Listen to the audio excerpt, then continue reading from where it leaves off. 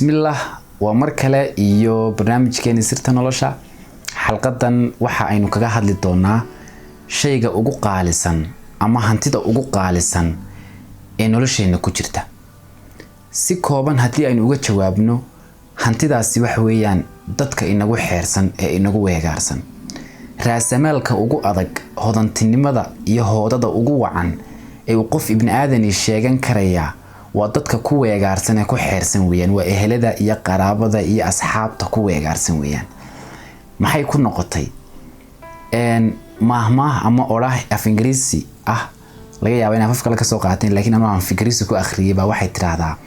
qofka saboolka iyo waxa weeyaan qofka noloshiisa waxa ku jira oo dhami ay yihiin qura wax ay lacag jari karayso. tusaale ahaan guri buu leeyahay, lacag baa jari karaysa, haba badata lacagtu haday doonto, laakiin lacag baa jari karaysa. gaari buu ku dhaataayo ku baana, lacag baa jari karaysa. dhul iyo baloodhu leeyahay, lacag baa jari karaysa. waxa uu qofkani leeyahay ee uu ku faano ee ku weyn oo dhami waa wax ay lacag jari karayso. qofka saboolka iyo marka waxa weeyaan qofka noloshiisa waxa ku jira oo dhami ay yihiin wax lacag lagu gadan karayo, wax la iibsan karayo, la dilaali karayo, la baayici karayo, la kaasheyn karayo weeyaan. kolka dadku waxay ka mid yihiin ashyaada ama ma garanaysay waxyaabaha ku jira nolosheena ee aan marnaba kaash laga dhigi karayn. qofkaaga ama qofka aad la dhalatay ama xaaskaaga ama inantaada marnaba lacag kuma bedelan karaysi. qofkaas oo wanaagsanaada waxay ka dhigan tahay adiga oo saboolnimada ka fogaaday. marka waxyaabo badan baa jira oo aan lacag jari karayn oo nolosheena ku jirta, laakiin xalqadan waxaynu diiradda ku saari doonaa ta ugu muhiimsan oo ah dadka. haddaba dadku ilaahay dadka wuxuu ka dhigay diverse, wax kala duwan buu ka dhigay. laga yaabaa inay dadkoo dhami indho wada leeyihiin, dhaga iyo san iyo waji wada leeyihiin, laakiin haddana qofna qof la mid maaha. qofna qof waxa laga yaabaa inaydan dadka qaar isku reer ahayn,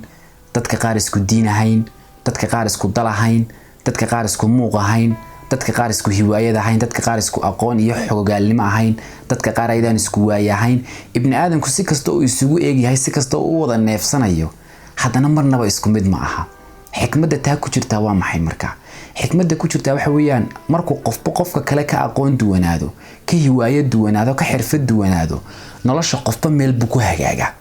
nolosha qofba meel buu ku hagaagaa, qofba waxbuu ku fiicnaadaa, qofba ma garanaysaa meel buu ka soo dhalaalaa, qofba meel baan loogu iman.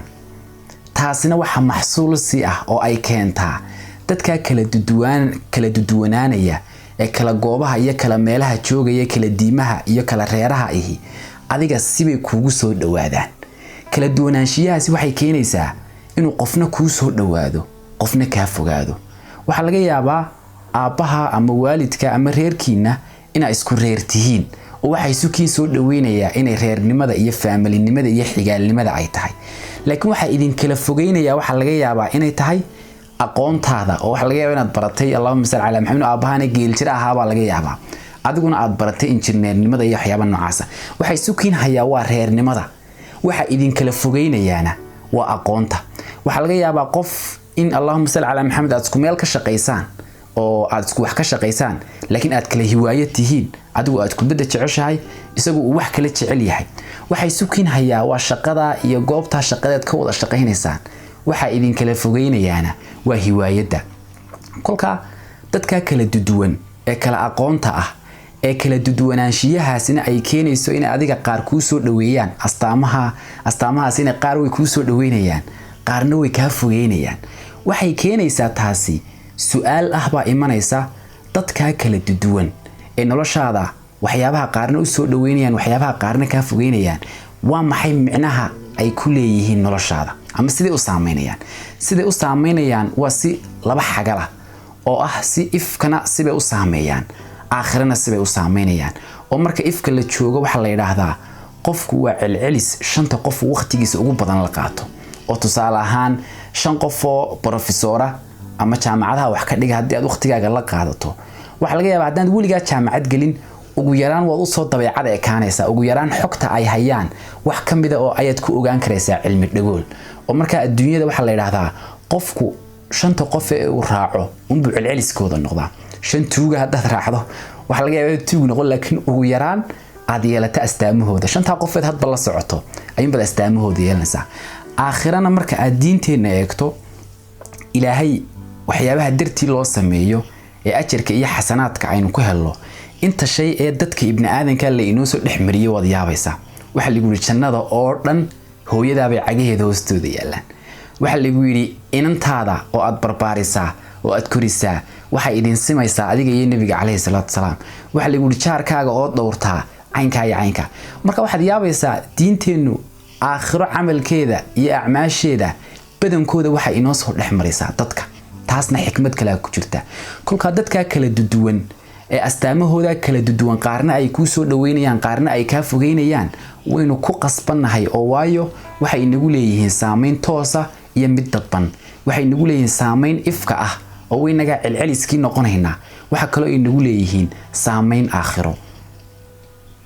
haddaba haddii aynu isla garanay oo aynu isla qirnay in qofka ibn aadanka aynu u baahanahay oo si toosa iyo si aan toos ahayn ba inay noo saameynayaan oo ifiya aakhiraba ay danteenu ku xiran tahay haddii aynu isla garanay waxa muhiim ah markaa maadaama aynu nidhi dadku waa hanti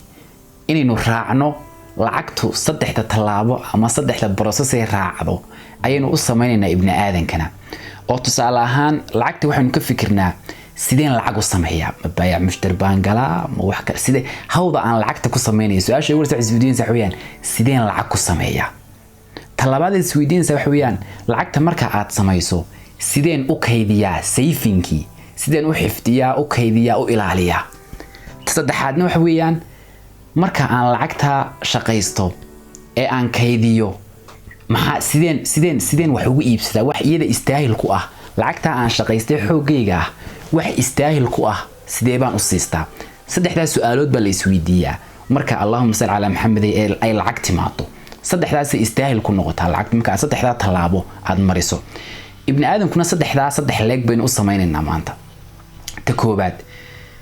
waxaan oranaynaa qofka ibn aadankii waxa uu baahan yahay ugu horeynta xulasho u baahan yahay qofka ibn aadankii inaad xulato qofkii aad u baahnayd qofka ku anfacaya fi aakhiro inaad xulato oo ma garanaysaa noloshaadana wax ku soo biirinaya aakhiradaadana ay janna kaaga xiran tahay baad u baahan tahay kolka xulashadaas laba u kala qaybsamaysa oo Allahumma salli ala Muhammad dadka qaar inagu ma xulan karno waa laynoo xulay tusaalahaan aabaha iyo hooyada inagu ma inaan xulan waynu ku dhalanay marka ma xulan karayno inagu waalidkeen in adeerka ma xulan karaysid in sinjiyadaad ka dhalatay ma xulan karaysid laakiin waxa jirta waxyaabo badan oo xulan karayso oo noloshaada saameyn ku yeelan kara tusaale ahaan asxaabta aad xulanayso adiga kugu xulanta 99% tusaale ahaan qofka aad noloshaada u xulanayso hadaad gabadh tahayna wiilka aad u xulanayso hadaad wiil tahayna gabadha aad u xulanaysa adiga badankeedu kugu xulan tahay tusaale ahaan meesha aad tagayso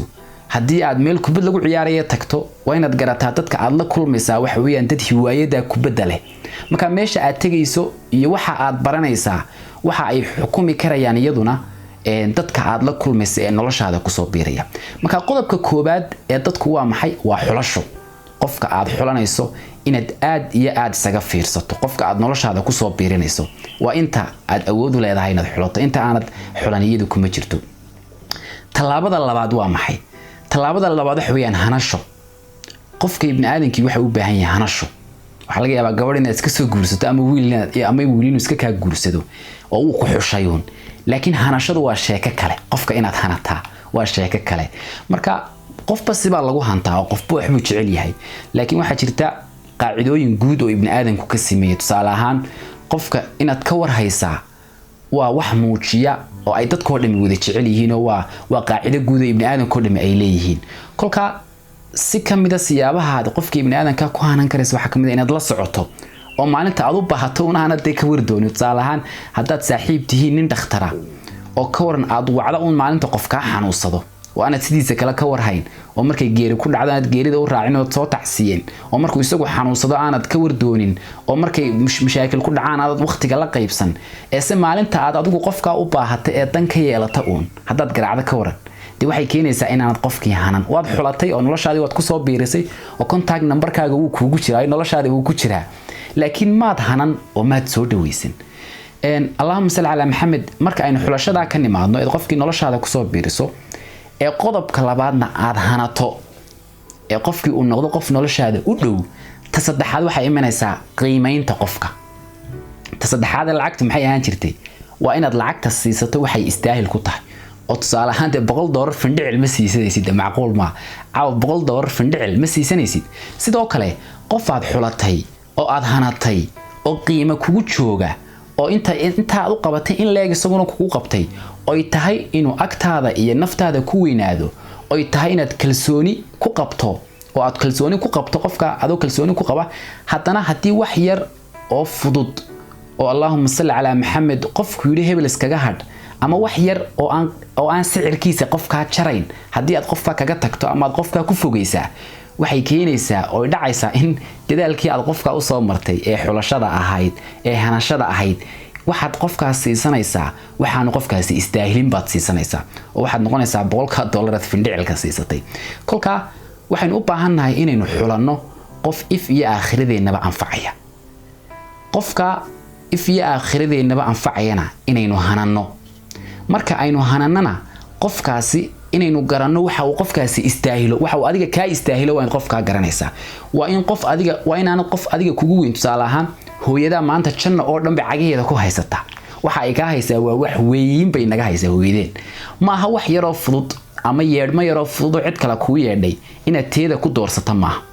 qof weyn oo noloshaada saas kale ugu jira oo wax weyn noloshaada ka qabtay ma aha inaad ku doorsato wax aynkaasa kolka nolosheena aynu xulanno qof fi aakhiraba in anfacaya aynu qofka hananno sidoo kalena aynu siisanno waxa uu isagu istaahilo oo aynu qiimigiisa iyo qaayihiina muujino